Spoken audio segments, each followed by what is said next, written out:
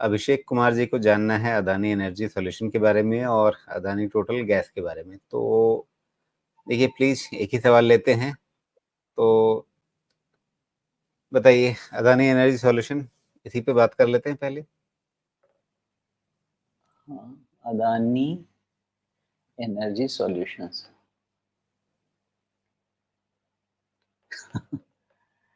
ठीक है, अभी भी वही इनका सिचुएशन बना हुआ है। न कुछ ज़्यादा ऊपर, न कुछ ज़्यादा नीचे, ये रेंज बाउंड ही है।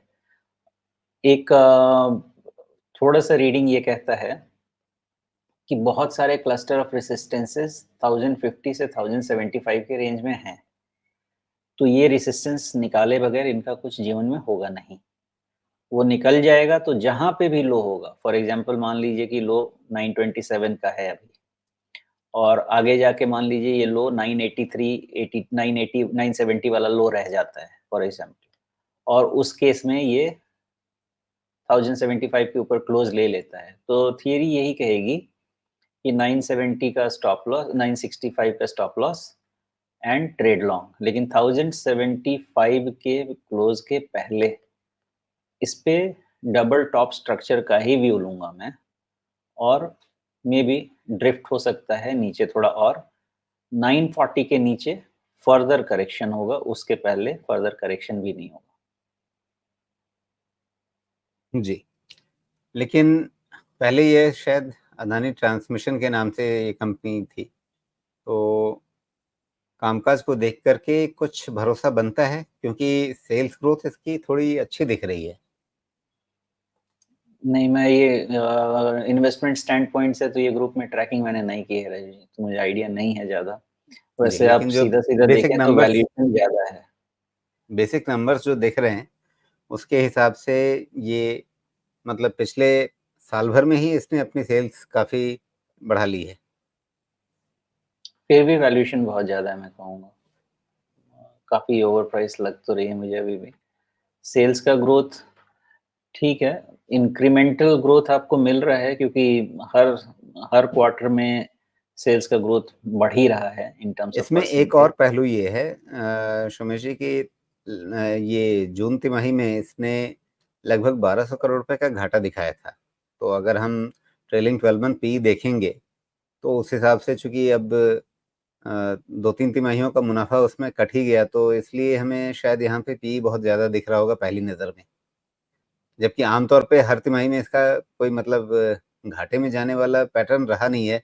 तो ये एक अदर इनकम की वजह से एक बार का ये घाटा था और उसके पीछे क्या कहानी थी वो थोड़ी समझनी पड़ेगी, लेकिन ये पी नंबर हो सकता है कि शायद हमें बिल्कुल सही तस्वीर ना दे रहा हो। नहीं, फेयर पॉइंट है। आपने सही बोला, और वो नंबर्स उसको निकाल के ही देखना पड़ेगा। 1400 करोड़ के एक्सेप्शनल आइटम को निकाल दें, तो फिर ये करीब-करीब 200 करोड़ रुपए का प्रॉफ़िट बन जाता है नीचे में। 1400, 1200, तो 200 करोड़ के ऊपर का प्रॉफ़िट बन जाता है। लेकिन फिर भी आप देखें, अगर उसको हटा भी दीजिए, तो मार्च क्वार्टर में 381 करोड़ का प्रॉफ़िट, जून में 200 करोड़ का नेट प्रॉफ़िट बनेगा। लेकिन सितंबर में बड़ा बन गया है। ग्रोथ तो इधर में दिख रही है, बट थोड़ा-सा फ्रैगमेंटेड भी लग रहा है, क्योंकि एकदम कंसिस्टेंट नहीं है ग्रोथ। जी, और लेकिन वैल्यूएशन के जहाँ तक लेकिन बात है, वैल्यूएशन नॉर्मल है। हाँ, इस तिमाही के जो नतीजे हैं सितंबर तिमाही के, उसमें आप देखिए प्रॉफिट किस तरह से सीधे काफ़ी तेज़ी से बढ़ा है। आप पिछले वाई-ओवाई के ग्रोथ के हिसाब से भी आप कंपेयर करें या उसके बाद की तिमाहियों से भी आप कंपेयर करें, एक एक्सेप्शनल आइटम वाली जून तिमाही को छोड़ भी दें, तो भी ये एक आउटलायर नंबर है। नहीं, अब ठीक है, अभी मैंने पी निकाल के सारे डेटा को मैं फटाफट देख रहा हूँ, और उस हिसाब जी, से वैल्यूएशन का कोई कंसर्न एट दिस लेवल नहीं दिख रहा सारे में। मार्जिन्स वगैरह भी तो ठीक ही दिख रहे हैं। मार्जिन्स भी ठीक हैं, कोई ज़्यादा दिक्कत नहीं है।